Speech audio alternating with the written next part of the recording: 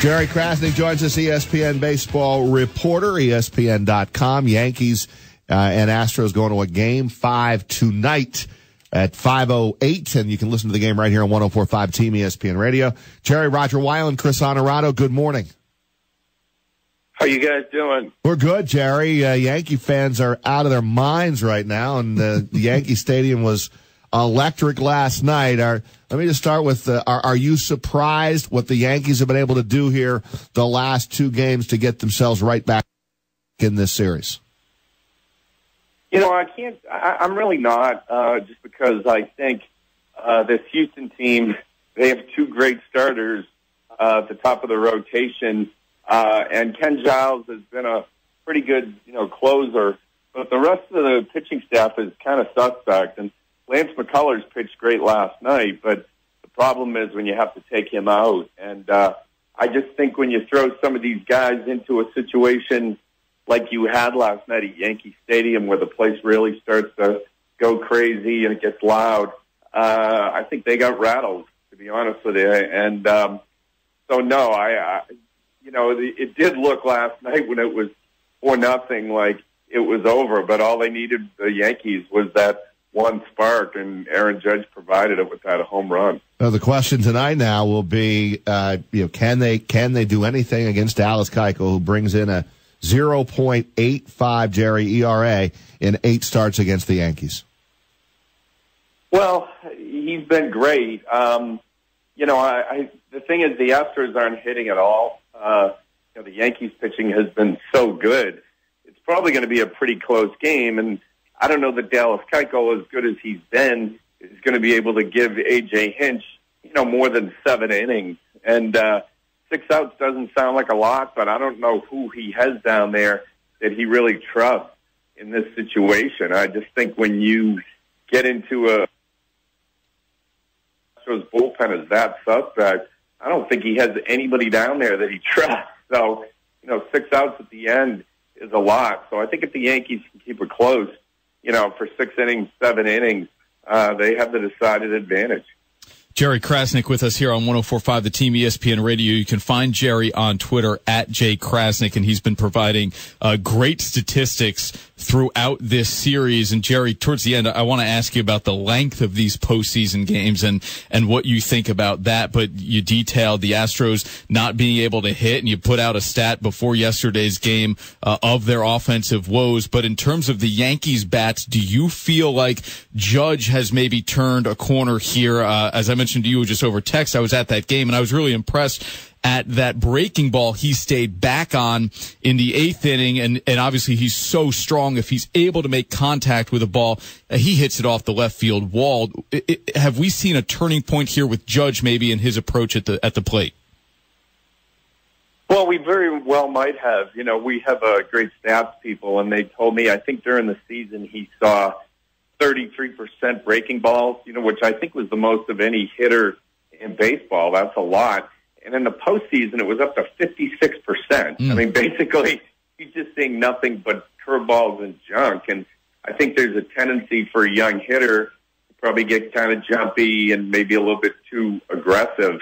And I think, maybe he's reached a point where he's becoming more patient. He's going to have to take some walks and let the guys behind him, Sanchez and Gregorius and the rest of those guys, do some damage. And if he does that, eventually he's going to get that pitch he can hit. And, he's certainly shown a flair for the dramatic and rising to the occasion. He's played some great defense, made some really nice catches, game-saving catch almost in Houston before they lost. I don't know whether he's going to go on a tear here, but it looks like that really awful slump that he had is, might be a thing of the past.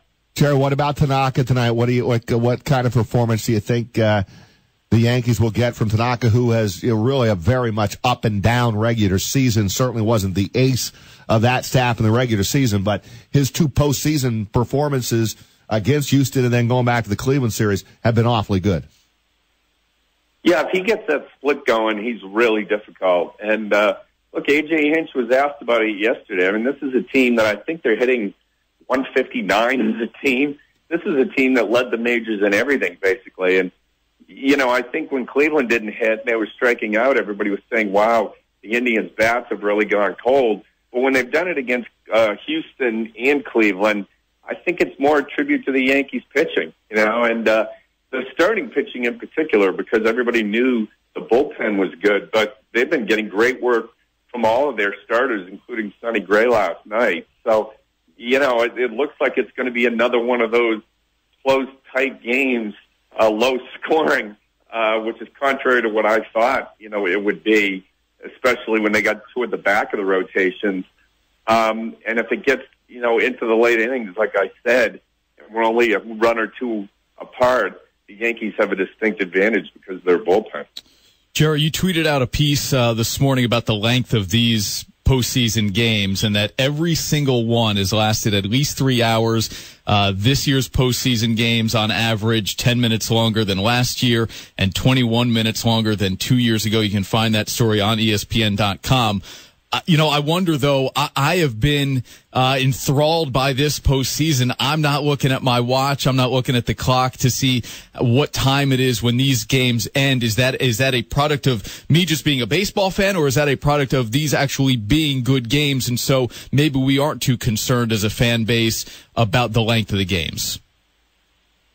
Yeah, inevitably when I write stories like this, or anybody does, they say, well, it's only the media that cares about this, and fans don't. I don't think that's correct. I think for Rob Manfred, the commissioner, I think this is an issue. Even though the ratings have been good, part of that I think is because you have Los Angeles and New York and Chicago. You have Yep. these big marquee teams in big marquee markets in the games. But for the networks that carry the games, and for Rob Manfred and the commissioner's office, they want things to move along a little bit more, and I think people are tuning out and falling asleep as much as they love these games. It's not the easiest thing when a game starts at 8 and it's a 9-inning game and it's going past midnight, and that's becoming more than, the rule than the exception. So I get it. I know a lot of fans get mad when we write this and they say, hey,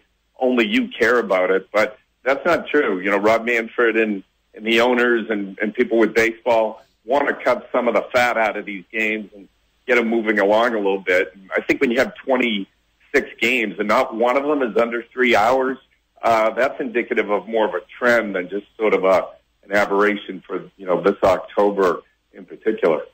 Jerry, always a pleasure, man. Appreciate it. Good stuff. We love the postseason. I don't have any issues at all with the length in the postseason. It drives me crazy regular season, but postseason, I'm kind of locked in. I don't really care. And I'm assuming that you're with us that the other series, the NLCS, is pretty much over with a 3-0 lead by the LA Dodgers. The Cubs looked disinterested to me last night.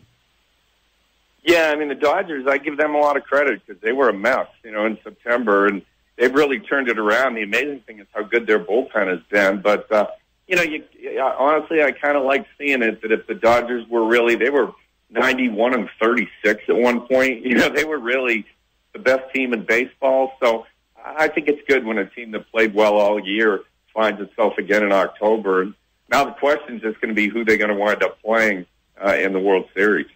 Well, we'll know a lot more after we get through game number 5 tonight at Yankee Stadium. Jerry Crasnick, great work as always, ESPN baseball reporter, and thanks for a few minutes here on 104.5 The Team, ESPN Radio in Albany. Thank you. Thank you, Jerry. Thank you, Jerry. Appreciate it.